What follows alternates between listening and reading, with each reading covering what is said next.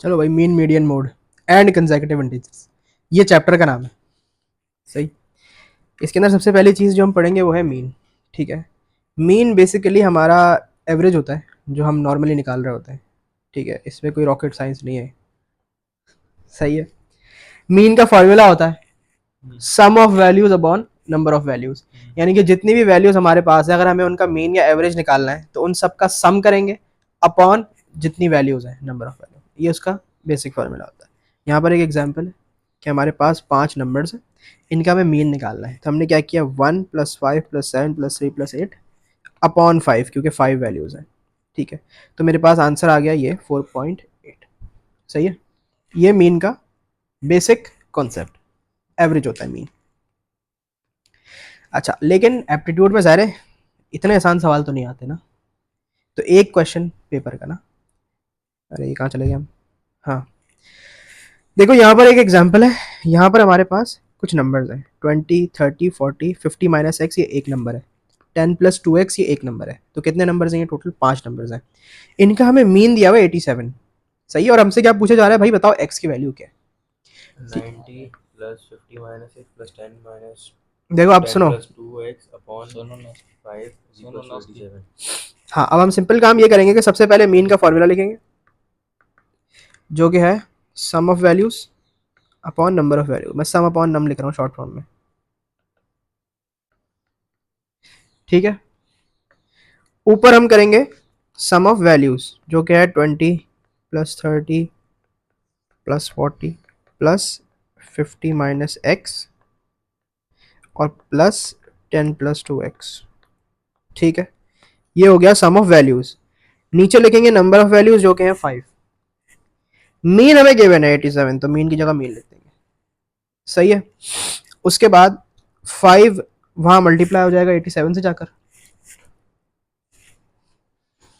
अभी तुम लोगों ने मैनुअली करना होगा, मैं जरा जल्दी जल्दी कर दूं। तो 435 हो गया। सही है। उसके बाद यहां पर अगर प्लस कर लो,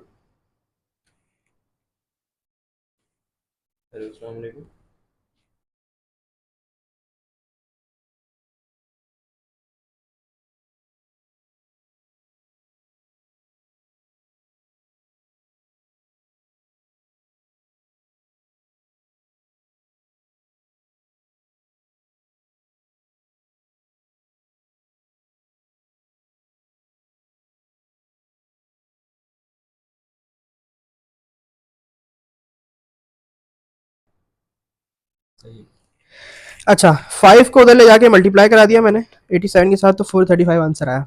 अब यहां पर मैं क्या करूंगा, 20 + 30 + 40, 90 हो गया, प्लस 50 - x + 10 + 2x। अब तुम देखो यहाँ पर 90, 50 और 10 ये आपस में प्लस हो जाएंगे, -x और +2x ये आपस में माइनस हो जाएंगे।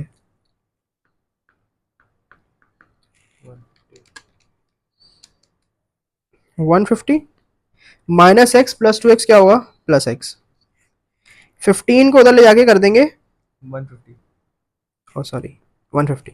अब 150 को उधर ले जाके क्या कर देंगे, माइनस कर देंगे। तो x = 430 - 150 कितना हुआ, 285। तो ये हमारे पास क्या आ गया, x का आंसर आ गया। समझ में आई। तो जो आपके पास सवालात होते हैं ना एप्टीट्यूड के अंदर, वो इस तरीके के आएंगे, इतने आसान नहीं होंगे। अच्छा, अब ये सवाल और देखो, ये ज़रा अच्छा सवाल है।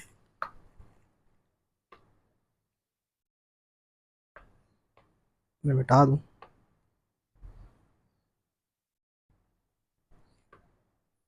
पूरे मिटा। अच्छा सवाल देखो, सवाल में लिखा हुआ है average of 30 students is x। ठीक है। Average of 20 students is 80। ठीक है, एक क्लास है उसके अंदर 30 स्टूडेंट्स का एवरेज है x और 20 स्टूडेंट्स का एवरेज है 80। फिर वो कह रहे हैं कि पूरे ग्रुप का एवरेज कितना है, ये आपने मालूम करना है। तो पूरे ग्रुप में स्टूडेंट्स कितने हैं, 50 स्टूडेंट्स हैं। तो अब यहाँ पर पता है मैं क्या करूंगा कि यहाँ पर मैं तीनों डेटास को अलग अलग डील करूंगा। सही है। 20 स्टूडेंट्स के लिए अलग, 30 के लिए अलग, और जो टोटल है हमारे पास पूरा ग्रुप जो है 50, उसके लिए अलग। अच्छा, तीनों के लिए मैं अलग अलग फॉर्मूला लगा रहा हूँ। मीन सम अपॉन नम, पहले 20 के लिए कर लेते हैं। हमारे पास जो 20 स्टूडेंट्स हैं उनका एवरेज या मीन एक ही बात होती है, वो हमें दिया हुआ है ऑलरेडी क्वेश्चन के अंदर 80। सम हमें नहीं पता, मैं इसकी जगह लिख देता हूँ S20, ठीक है, ऐसे रिप्रेजेंट करने के लिए S20 यानी कि 20 स्टूडेंट्स का सम। अच्छा, और नीचे क्या दिया हुआ है, नंबर, नंबर कितना है 20 है, सही है। अब 20 को जब मैं उधर 80 से मल्टीप्लाई करूंगा तो मेरे पास S20 की वैल्यू आ जाएगी 1600, ठीक है। ये मेरे पास आ गया 20 स्टूडेंट्स का सम। ये बेसिकली मार्क्स का सम है, ये भी मैं बता दूं, ये मार्क्स में स्टूडेंट्स का सम नहीं, मार्क्स का सम है। अच्छा, अब हम डील करेंगे 30 वाले डेटा। तो मैं दोबारा से मीन का फॉर्मूला लगा रहा हूं। यहां पर हमें मीन गिवन है x।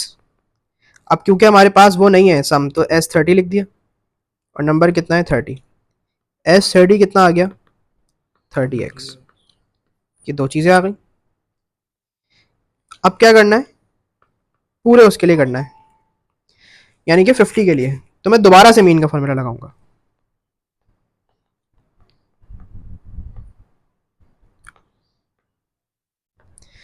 तो हमारे पास मीन जो है हमें निकालना है,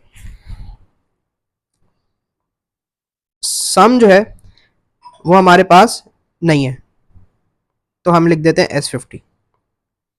नंबर कितना है 50 है। अब मुस्तफा गौर करो कि हम S50 को ऐसे भी तो लिख सकते हैं S20 प्लस S30, एक ही बात है ना। तो S20 हमारे पास क्या है, S30 हमारे पास क्या है अपॉन। अब इसको मैं तोड़ लेता हूँ इस तरह, यानी कि 1600 के नीचे भी 50 लिख देता हूँ, और 30 अपॉन, और 30x के नीचे भी 50 लिख देता हूँ। हाँ, तो ये क्या हो जाएगा 32, 32 होगा ना, प्लस 3 अपॉन 5x। ये सिंप्लीफाई कर दिया इसको कैंसिल आउट करके। तो ये मेरा हो गया फाइनल आंसर। आपके पास ऑप्शंस जो गिवन होंगे ना, वो इस फॉर्म में गिवन होंगे, x की फॉर्म में, ठीक है। तो ये भी एक मीन का सवाल था। तो देख रहे हो सवालात इस तरह आते हैं मीन के। समझ आ रहे हैं, दोनों सवाल समझ आ गए ना। अच्छा, एक और सवाल देखते हैं। ये भी उसी टाइप का क्वेश्चन है जैसे भी हमने ऊपर किया। यहाँ पे भी हमारे पास अलग अलग 3 डेटाज गिवन है। सबसे पहले वो कह रहे हैं कि average age of 2 grand parents is 67, ठीक है। तो मैं ग्रैंड पेरेंट्स के लिए अलग डेटा बनाऊंगा, पेरेंट्स के लिए अलग डेटा बनाऊंगा, और ग्रैंड चिल्ड्रन के लिए अलग डेटा बनाऊंगा, ठीक है। अब वो कह रहे हैं कि एवरेज ऑफ फैमिली, तो बेसिकली यहाँ पे 4 डेटाज हैं, तो फैमिली के लिए एक अलग डेटा बनेगा।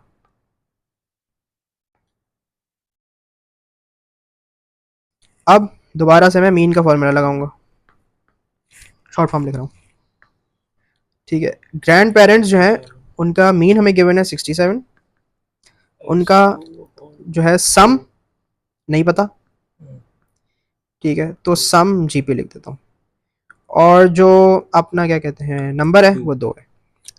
तो यहाँ से हमारे पास ग्रैंड पेरेंट्स का सम आ जाएगा, जो क्या आएगा 134।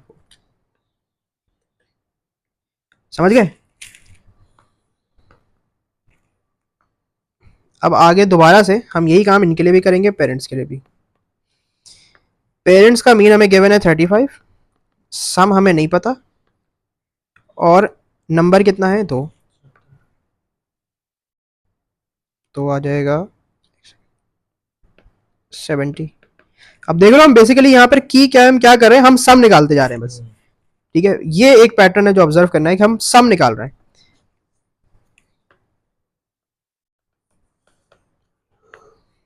दोबारा से यही काम करेंगे।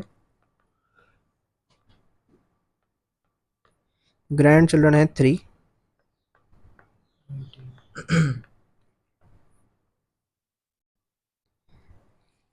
अच्छा। अब हमारे पास फैमिली का निकालना है एवरेज मीन बेसिकली। तो फैमिली का मीन निकलेगा इस तरह से, अब हमें फैमिली के बारे में सिर्फ एक ही चीज पता है, मैं इसको एस फैम लिख देता हूँ। एक ही चीज हमें पता है कि नंबर ऑफ मेंबर्स कितने फैमिली के अंदर, वो है 2 + 2 + 3 7, यही पता है हमें। सम भी तो पता है हमें। हाँ, सम हमने निकाला है। अब इस एस फैमिली को मैं इस तरह भी लिख सकता हूँ, S G P plus S P plus S G C upon 7। अब मीन आसानी से निकल आएगा, 134 + 70 + 18, वैल्यूज इनपुट कर दी।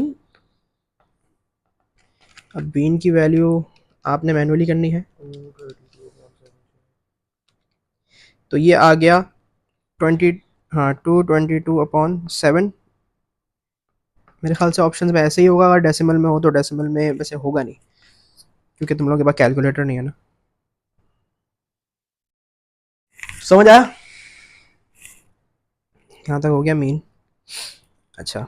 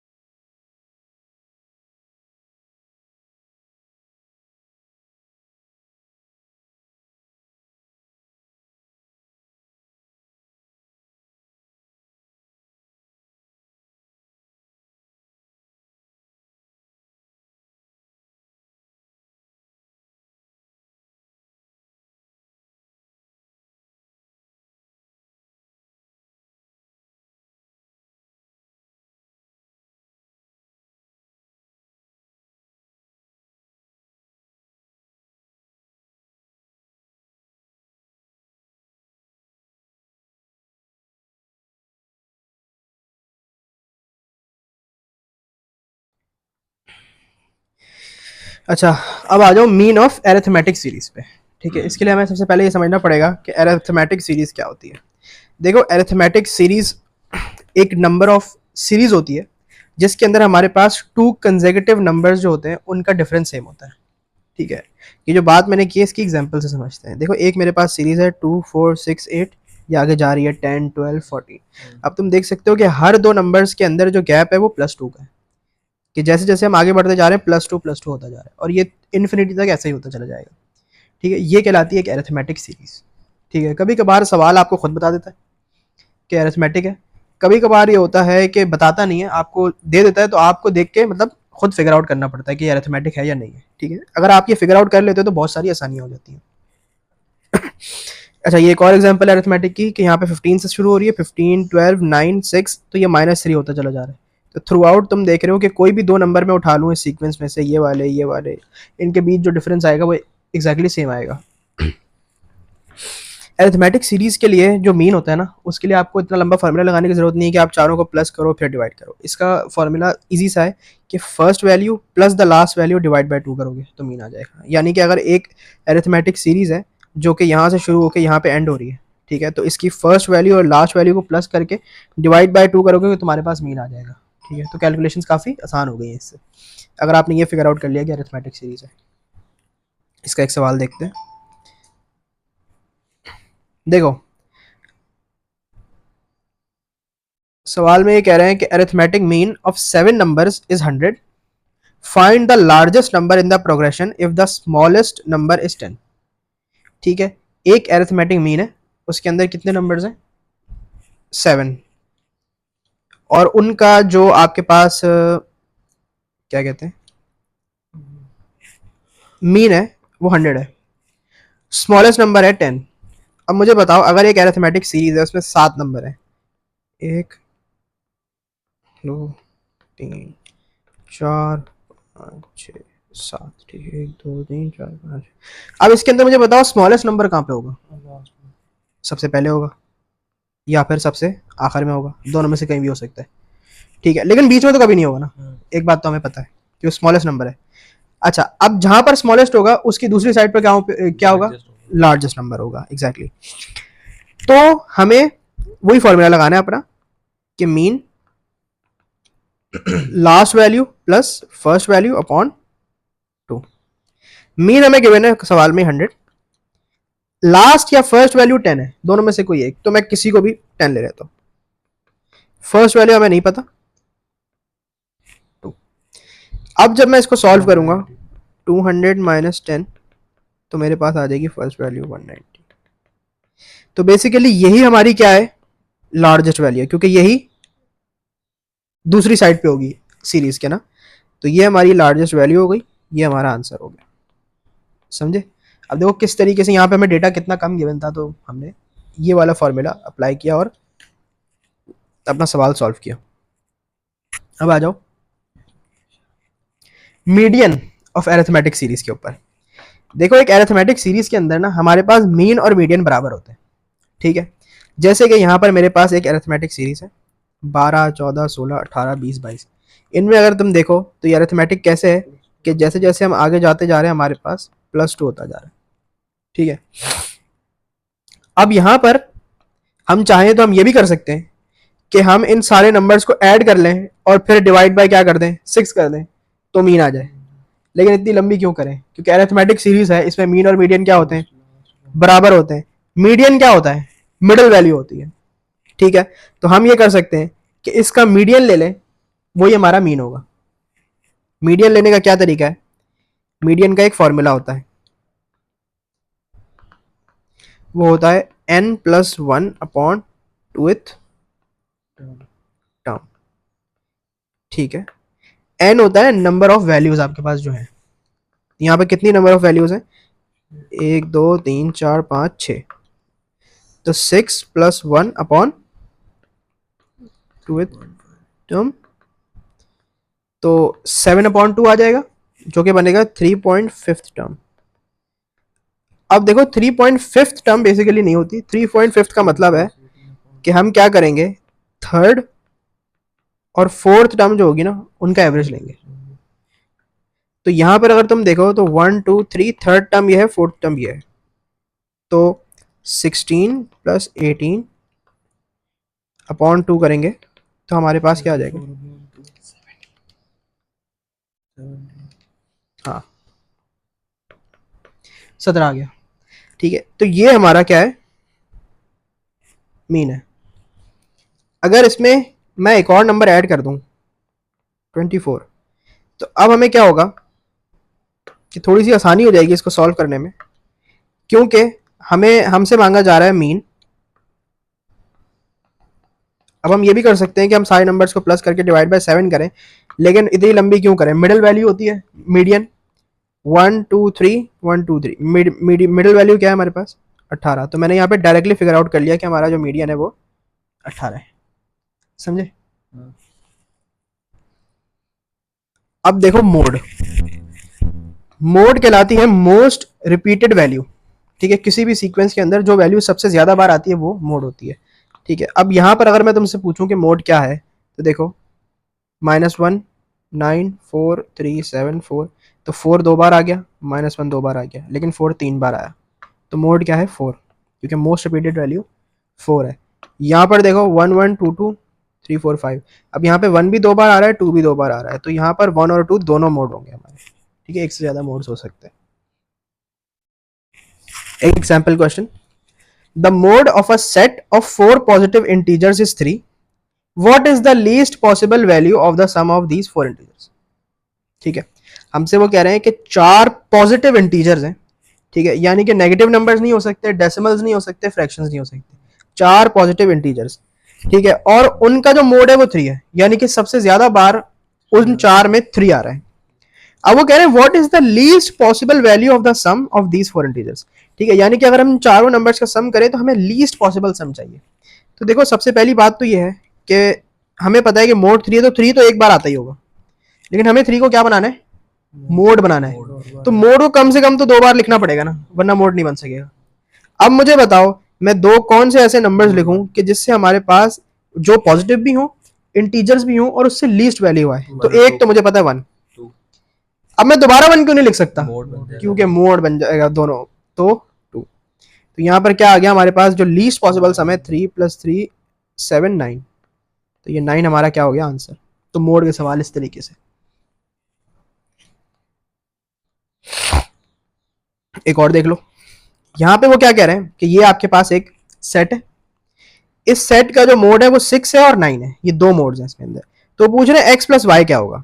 अब यहाँ पर हमारे पास देख लो ना नंबर कितने, 1 2 3 4 5 6 7, ये पूरा एक नंबर है।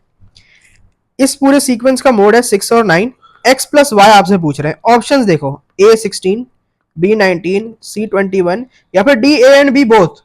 तो आपको क्या करना पड़ेगा? अब इसको करने का तरीका क्या है मैं ये बताता हूँ। देखो एक बात तो हमें पता है कि 6 और 9 जो है वो हमारे मोड है, तो यानी कि वो एक से ज्यादा बार तो आने चाहिए। अब यहाँ पर 6 और 9 एक बार तो लिखे हुए, तो यानी कि एक एक बार दोनों और आएंगे। तो मैं ये कर सकता हूँ कि मैं 4x - y को इक्वल्स टू 6 रख दूं, या फिर 4x - y इक्वल्स टू 9 भी तो हो सकता है। हमें क्या पता यहाँ पे 6 है या यहाँ पे 6 है। ठीक है, इसी तरीके से y - x को मैं यहाँ पे 9 रख दूं, क्योंकि अगर यहाँ पे 6 आ गया तो यहाँ पे 9 आ जाएगा।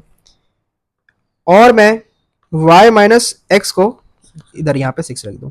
अब ये मेरे पास क्या बन गई? दो साइमल्टेनियस इक्वेशंस बन गई। ठीक है, इनको सॉल्व करने का तरीका ये है कि मैं एक मेरे पास ये इक्वेशन 1 है, ये इक्वेशन 2 है। ठीक है, इक्वेशन 2 को मैं लेता हूँ और यहाँ से y को अपना सब्जेक्ट बना लेता हूँ, यानी कि x को उधर शिफ्ट कर दिया। ठीक है, ये बन गई इक्वेशन 3। इसको मैं सब्सटीट्यूट करवा देता हूँ इक्वेशन 1 के अंदर। ठीक है, यानी कि y की जगह क्या रख देता हूँ? 9 + x। ठीक है, इक्वल्स टू 6। तो 4x 5x हो गया, 9 उधर जाके क्या होगा? प्लस हो जाएगा, तो 15 आ जाएगा।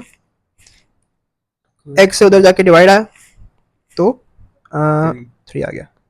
x की वैल्यू आ गई 3। अब y के निकालने के लिए क्या करता हूँ कि अपनी इक्वेशन 3 के अंदर ना y की जगह x को डाल देता हूँ। तो y मेरे पास क्या आ गया? 12 आ गया। अच्छा हमने कुछ गलती की है, क्योंकि हमारे पास जो है ना आंसर 3 + 12 15 है, 16 आना चाहिए बेसिकली। 4x - y है, सही है। या तो हो सकता है कि क्वेश्चन कॉपी करते हुए थोड़ी गलती हुई हो, काम करते हैं ना।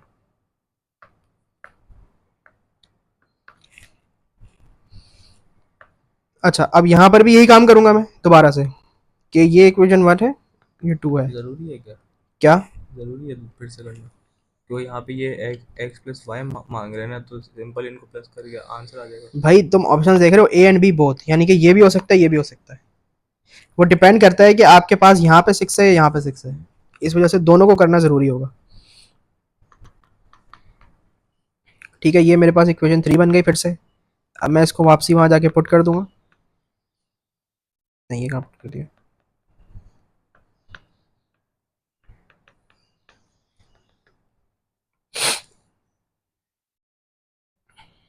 हाँ, गलती हमने ये की है कि यहाँ पर ऑप्शंस ठीक थे। ये जब, रुको इसको दोबारा से करता हूँ।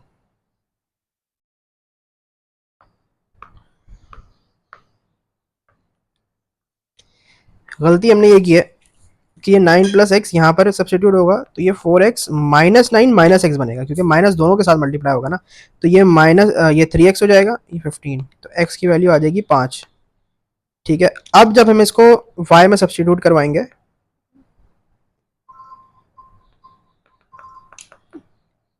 तो हमारे पास 9 प्लस 5 आ गई क्या, 14। 14 प्लस 5 क्या होता है, 19। तो एक बात तो तय है कि ये तो हो गई होगा। अब हमें चेक करना है कि क्या ऑप्शन ए भी होगा या नहीं होगा, ये दूसरी वाली से चेक करेंगे। यहां पर भी वही काम करेंगे। अच्छा, ये क्या हो जाएगा, 3x, 6 उधर जाके प्लस होगा 15, x की वैल्यू फिर से क्या आ गई